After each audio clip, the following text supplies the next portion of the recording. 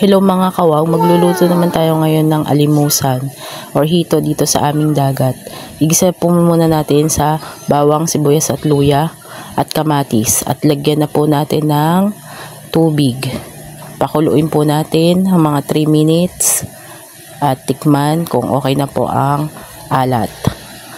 At dagdagan na lang po natin ng pampalasa at ihalu-haluin po natin ang ating sinigang na alimusan at lagyan na natin ng sili para may anghang ang sabaw. Ayan, lagyan na rin po natin ng kalamansi para mas masarap ang ating sinigang.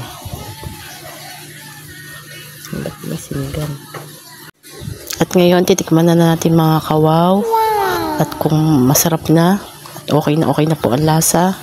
Yan, pakuluin pa po natin ng mga ilang minuto para talagang lumambot ang ating alimusan. Thank you for watching mga kawaw.